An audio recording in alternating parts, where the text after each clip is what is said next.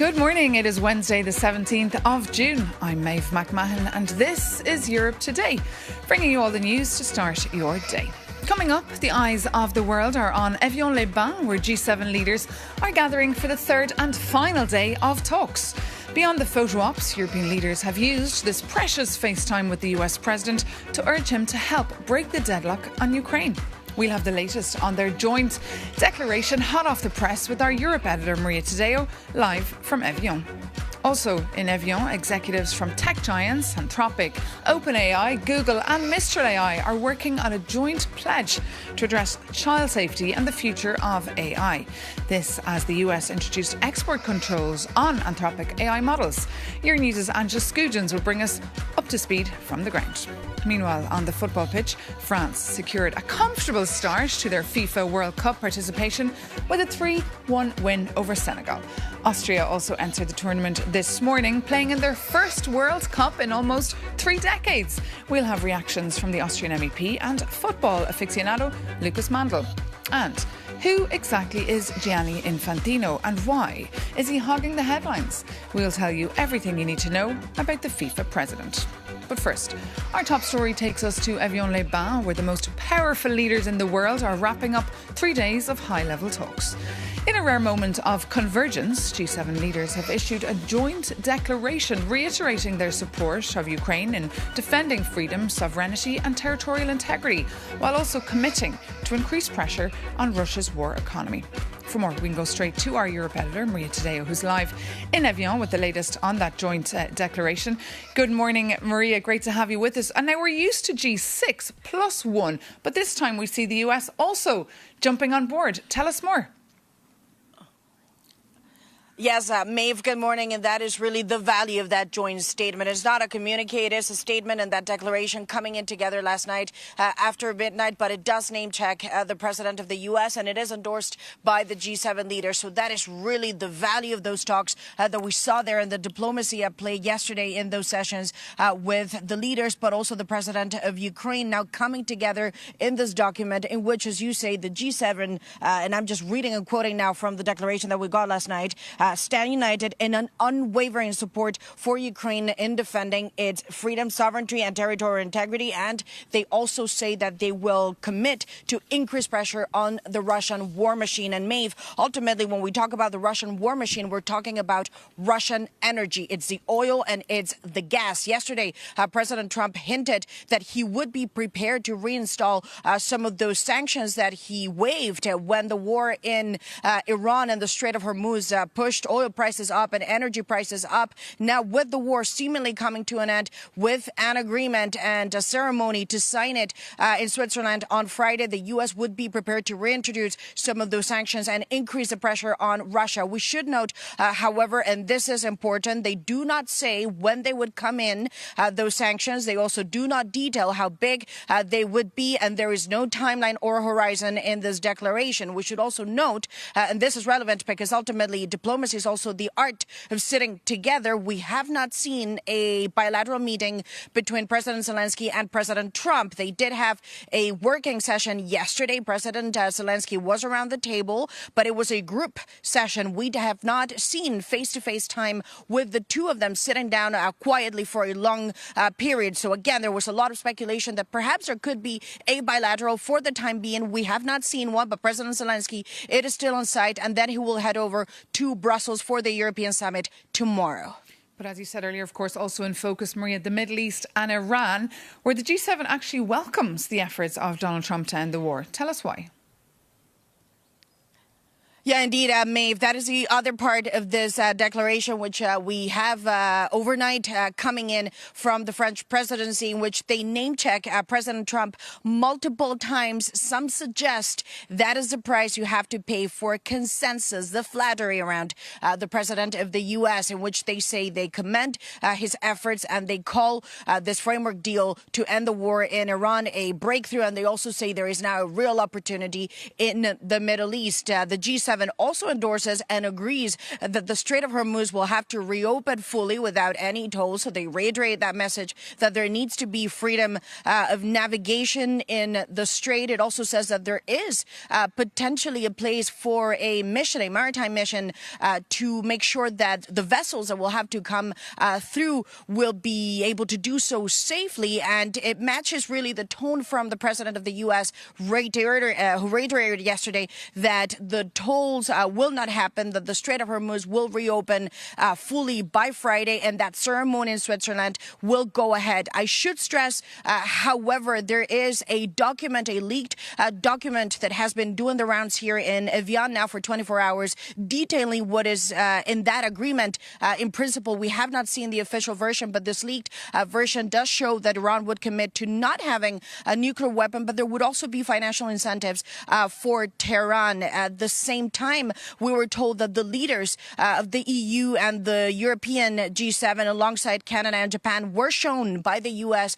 a copy of this memorandum of understanding, which we understand is less than 2 pages, and they suggested that it is the basis perhaps to continue negotiations between the two of them, but the upside value of it is that it will now bring hostilities to an end and could have a major repercussion when it comes to the energy market and see prices down. OK, Maria Tadeo, our Europe editor, reporting live for us there from Évian-les-Bains. Thank you so much for that broadcast. And staying with the G7, as geopolitics is not the only item on the menu, with AI and tech also slated for talks. For more, we can bring in Euronews' correspondent Angela Scugins, who's also on the ground for us in Évian-les-Bains this week. So, Angela, artificial intelligence very much high on the G7's agenda today. Just remind us why.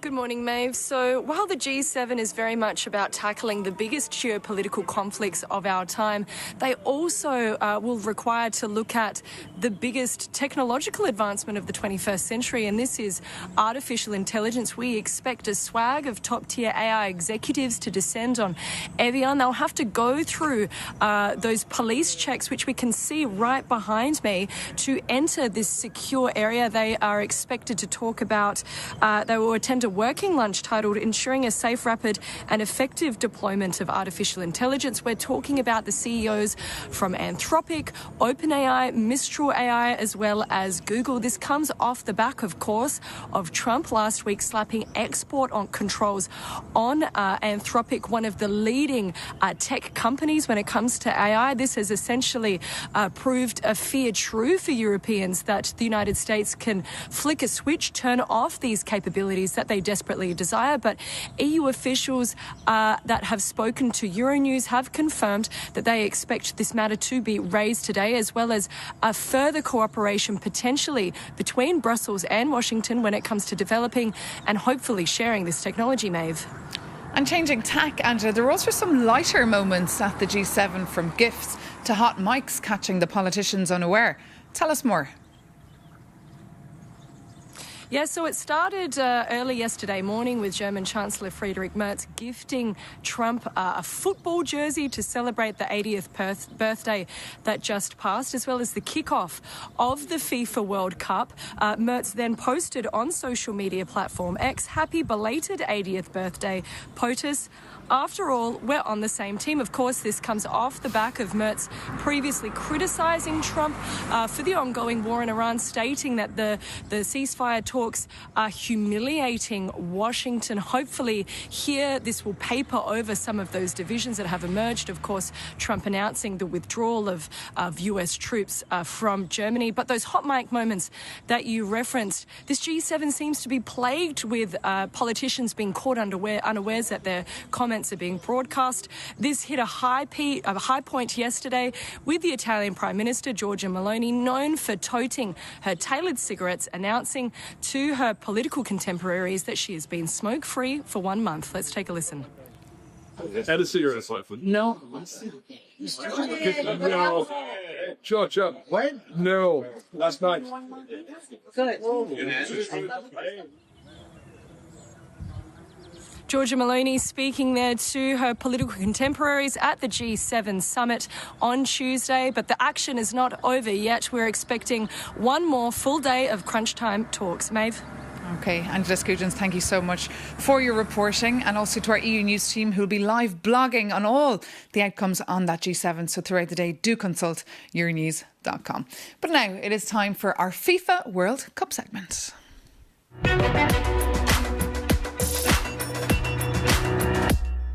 And while global leaders are, of course, very busy in Évian, a lot of the world's attention has been occupied by the World Cup.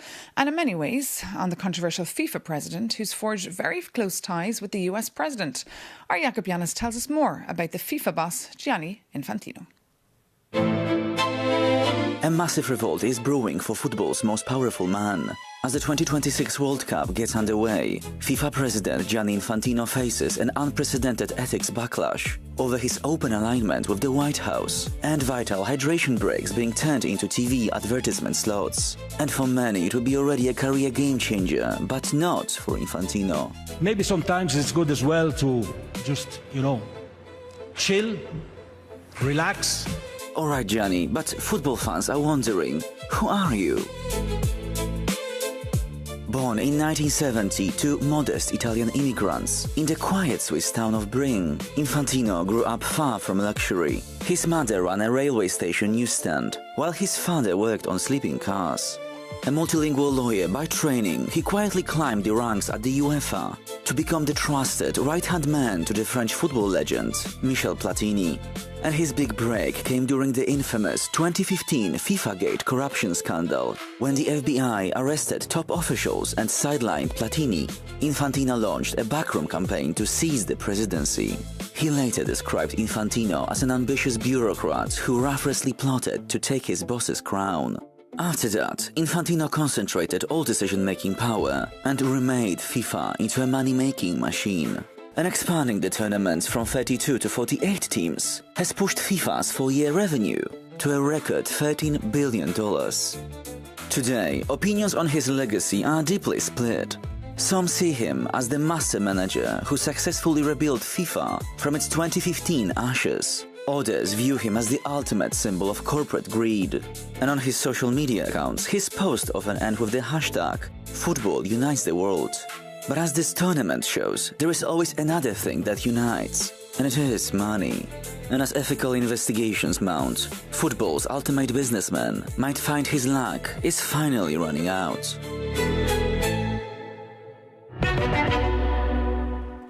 Jakob Janis reporting for us there. And now we can take a look at the latest in the tournament. And to do so, I'm joined here in the studio by Euronews' Vincenzo Genovese. So bring us up to speed. What is the latest?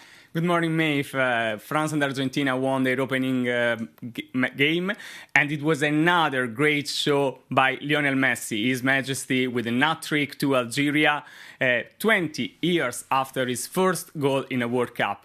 Maeve, now Messi is the top scorer in the history of the World Cup with 16 goals, the same as German former striker Miroslav Klose.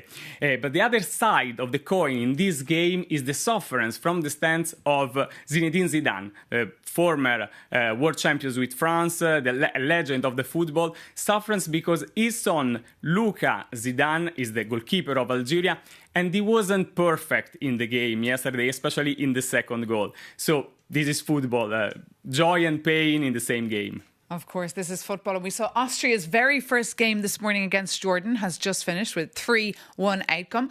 And among those who got up very early this morning to watch it was Lucas Mandl, a member of the European Parliament, who's also a big football aficionado. And he joins us now from Strasbourg. Good morning, Mr. Mandl. Great to have you with us. How was the game in your view? How did the Austrians play? Good morning. Thank you for having me. It's an exciting morning from an Austrian perspective. It's the best start of the day you can have with this 3-1 win in a tough game in the beginning, in a thrilling game throughout the whole 90 plus 10 minutes. But what counts in the end is the result, and the result is very promising for the rest of the World Cup. Good morning, Lucas. Good morning. Austria is back to the World Cup after 28 years. Do you have high expectations? I have high expectations with this very Austrian team. They have showed in this very first game after a tough beginning what they are capable to do. Of course, as an Austrian, I support Austria, but generally this World Cup has started in a very exciting way, and it's worth watching. what are the most favorite ones among the other European countries, in your opinion? Well, if you observe the performance of European teams, it's a big variety of different results and different achievements so far, but we are in the beginning of the group phase, so there's not much to tell yet. Of course, European teams are in the forefront of what we as Europeans should observe, but this is a game and it's about sports, and this is why fairness and true competition counts, and that's why may the best teams win in all the games. Okay, and in this World Cup we also see many players who are born and raised in Europe, especially in France, who have chosen to play for their country of origin or the country of origin of their ancestors even. Why, in your opinion? I think this is part of today's world, that even more and more people than ever before have more than one national identity due to their ancestors, due to their personal life story and so on. So it's absolutely fair enough that a player with, for example, Algerian roots like Luka Zidane, the son of Zinedine Zidane, would play for Algeria while his father played for France. I, for example, I'm in politics, not in football, but my mother is Dutch originally. My father is Austrian, and generally, if I compare it with the European level, for European Parliament, somebody can run no matter in what country, as long as this person would be a European citizen. Okay. Lucas Mandl, Austrian member of the European Parliament, taking a break from politics to talk football with us here on Europe Today. Thank you so much for joining us. And what about France, Vincenzo? We can't not talk about France. It was a pretty good start for them, right? Yes, it was a brilliant start, a brilliant second half, especially after first half dominated by Senegal. But at the end, France won 3-1. Mbappé scored twice, and French supporters should be very happy because it wasn't easy, and especially the ones in the village of Ayat, because they also got pizza for free. Defender Maxence Lacroix decided to offer pizza to all the people of his hometown who gathered to watch France World Cup games. So really a beau geste, a kind gesture from Lacroix, even though pizza is not exactly a French food. No, it's not. But isn't that a lovely way to bring the community together? That's one good thing, of course, that football can do. So what should we look out for next, Vincenzo? Well, today England against Croatia and Portugal against Congo are the most relevant matches. Let's see what Cristiano Ronaldo does after Messi, after Mbappé. Cristiano Ronaldo is 43 years old. He has often struggled in the World Cup, and so this is really the last chance for him to win. And who are the other big stars we should look out for this match? Just briefly. The big stars? The big stars, of course, we say Cristiano Ronaldo. I also will take a look to Vitinha, which to me is the best midfielder in the World Cup, and he is the soul of the Portuguese team. A gripping tournament. Vincenzo Genovese, thank you so much for that update. And that brings this edition of Europe Today to an end. Thank you so much for tuning in. As always, if you have any points for us, reach out at europetoday@euronews.com, and take care and see you soon on Euronews.